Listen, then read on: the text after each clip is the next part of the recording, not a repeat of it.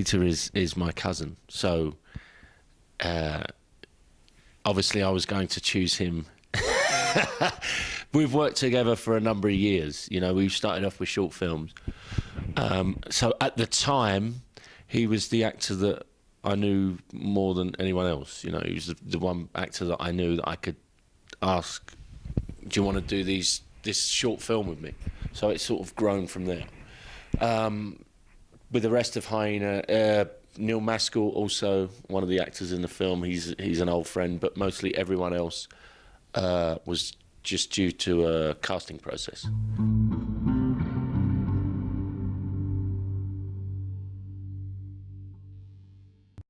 Yeah, I mean, the idea of Hyena was born probably about 12 years ago. We were couples socially. It was a boyfriend-girlfriend, and as we got to know them a bit more, the girl took us to one side and she said, I need to tell you about this guy. He's not who you think he is. He's an undercover policeman. He was an incredibly charismatic person, and he was also, there was an element where he was also undercover, but he was kind of corrupt. So we just sort of saw this guy, and I was saying to him, that's the idea. That's the idea of a film right there. We were looking at this guy, and obviously over time it changed. You know, we met a lot of other corrupt policemen. So in the end, we took small elements of this guy, but it became a mixture of different policemen, corrupt and non-corrupt, that we put into the character and the film. So it's a lot of research went into it, a lot of hanging around not only with corrupt policemen but also straight police, drug squads, vice squads. You know, going out and hanging out with police all day in cars, going into raids, arresting people. So we really we wanted to get that aspect right. You know, it's very important. Even though you're showing a corrupt policeman, you still want to get the aspect that when policemen watch the film, they say, that's how it is.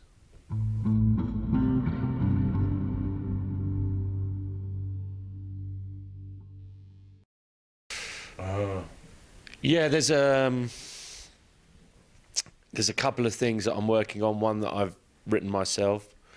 There's a new film. There's also one that I will just direct. It's from another script. So you kind of, we will see which one I do next. I don't know quite yet. You know, it could be the one I've written, or it could be the one that I'm just going to direct. So.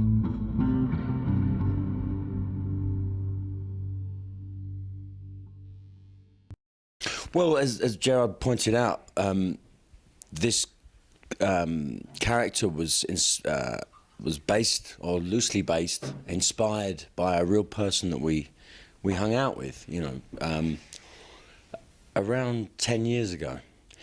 And we both felt very, like, had the same feelings about how this character could be a film. And I always wanted to play that role. I always felt like this would be an interesting role for me to play, and we talked about it for many years, even long before Tony ever came around. It was a character and a story that I really wanted to play, and Gerard had a lot of things that he was writing, and I always just kept saying to him, "What about doing the story of Richard? What about doing the story?" He said, "Well, yeah, you know, if we get the finance, if we get the money, then yeah, but I've got other things I want." And just by chance, by luck, whatever you want to call it, we showed the film in Dinard in Brittany, Tony, and we met Stephen Woolley, and we talked about the idea. And the next thing, Gerard gets a phone call and meets up with Stephen Woolley and Film 4, and then the idea, as Gerard said, got legs. And he started writing, and so I was very much involved right from the beginning, and it was a character that I really wanted to play.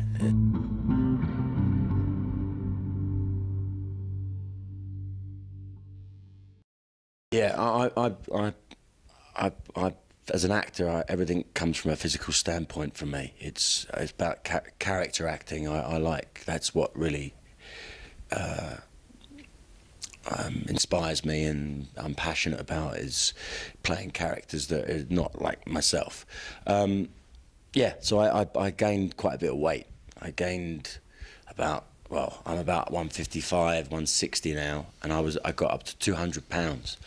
So I put on over 30 pounds, nearly 40 pounds from what I am now. But it was important for the role because the character, as all the guys in the crew, they're big guys, and they had to be. I couldn't play it like this. It wouldn't have been believable for me. So it was important to gain the weight, and it affected everything. You know, my voice, my walk, how I carried myself. You know, and he sweats a lot, and his lifestyle of drugs and alcohol and all the wrong foods.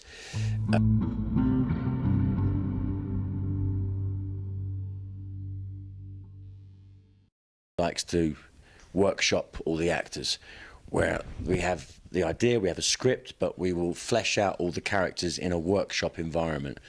So not necessarily improvise, but you just flesh out things through improvisation and also character development, backstory. So then once you get on set, everyone is on the same page. So it's not just turning up on the day and learning your lines and that's it. It's a great way of working. It's the way I like to work. Not all directors work that way, but for me, it's the best way of working.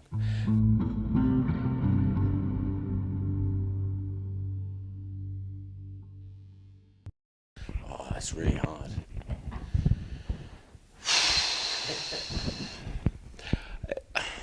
It's probably, yeah, The Godfather, or maybe Once Upon a Time in America. Oh yeah, it's an amazing film. Sergio Leone's Once Upon a Time in America. I love that film. Yeah. Yeah, I would say again, like obviously Once Upon a Time in America, The Godfather, but recently probably Gomorrah. Just Wow. that's the closest we're ever going to get to the real mafia, you know. Yeah.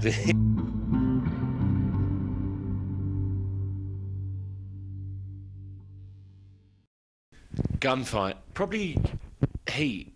You know, in the street when they're all the guns and in the street where they're having a big gun battle. I mean, it's like at that time I'd never seen a gun battle in the street like that before. You know, it's like so loud and aggressive. But you know, once, God, man, yeah, the opening of the Wild Bunch. You know, is the opening raid. Fantastic. I don't know. Once you go down that path, there's so many great gunfights. Pal Rider, Clint Eastwood. Really? Yeah, yeah, yeah. It's great. Gunfight. Actually, High Plains Drifter. High Plains Drift. High Plains Drifter. I can't think of a really good gunfight there. I mean, I've mentioned one, the Wild Bunch. Yeah, that opening sequence is incredible. True Grit, John Wayne and Devout. I don't know. Tough.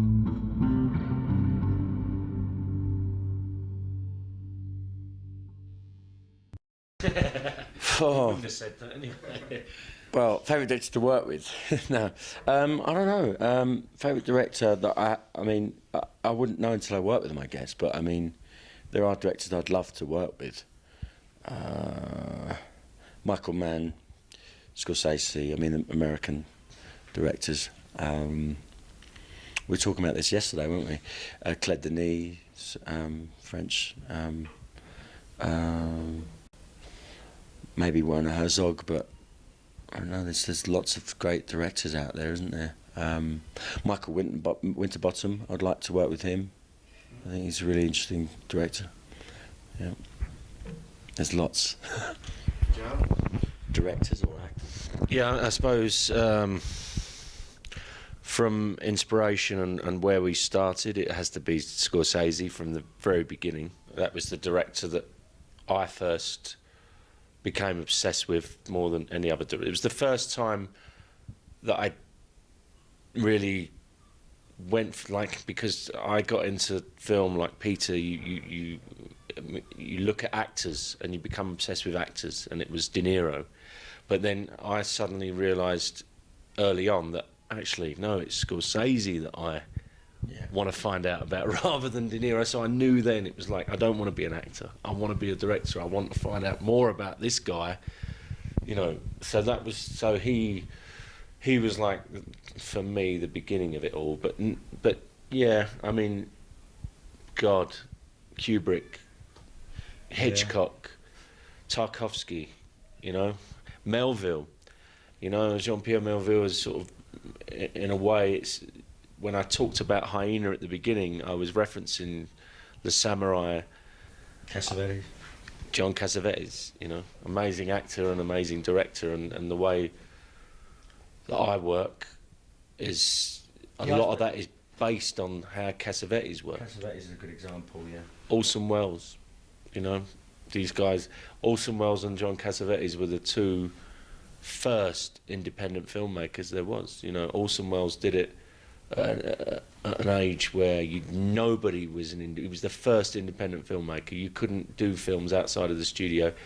Cassavetes was the next one that these guys, purely independent. Cassavetes used to act in films just so that he could then throw his money into directing. You know, it's like, wow, you know, and not have to listen to anyone. His films and his editing was just his own thing. He didn't have to answer to anyone. So, and the Farrelly brothers. Oh no, we talked about that yesterday. Dumb and Dumber 2.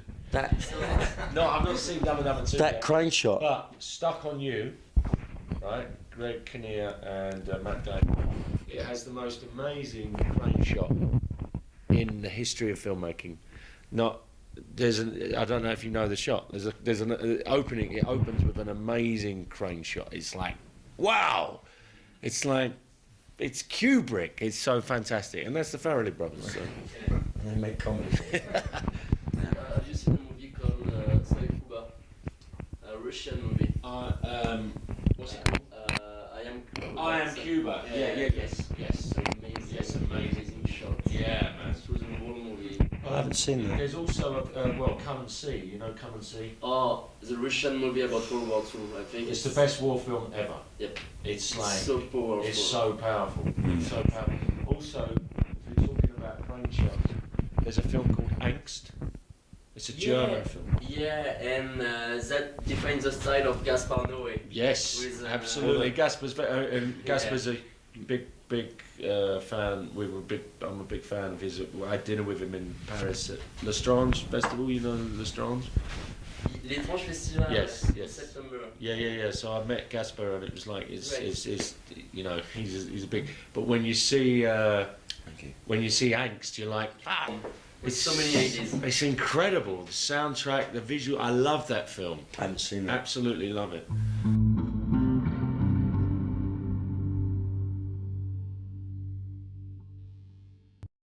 We talked about Scorsese and we talked about De Niro, but he's probably had the most influence on me in terms of how he approached the work, especially in the 70s and the early 80s, you know, when he was more selective, and his whole approach to the work was just so inspirational for me, you know, because he really dedicated himself, and he put everything into those roles, you know, in the 70s and 80s. So he was probably the first, but it's very difficult to say a favourite actor because there's so many great actors, you know. Actress, Gina Rowlands I like a lot. I really like Gina Rowlands. Meryl Streep's great, but it's very difficult. While you think, I'll give so actresses, Gina Rowlands, right? She's absolutely incredible. Elaine Bernstein. Oh God. Amazing. Christian Scott Thomas. You see her in Only God Forgives. She's incredible. She's an incredible actress. What's her name? Australian actress. Cate Blanchett. Cate Blanchett. Incredible. And young, I think Jennifer Lawrence is going to be incredible for she's now Jennifer Lawrence, you can see that this girl is going to be around for a long time. She's great. She's very young. She's great. So I think there's a lot of great actresses at the moment. Already an Oscar. She's already an Oscar. I mean, I'd love to have the opportunity to work with her. I think she's great. Actors, Mads Mikkelsen, now, like, incredible. People like Vincent Cassel. Yeah. Vincent Gallo, which I know he's difficult, but you know he's got that something. But obviously, yeah. Javier Bardem, God. Beautiful. That film, beautiful. Incredible performance. Yeah, there are so many,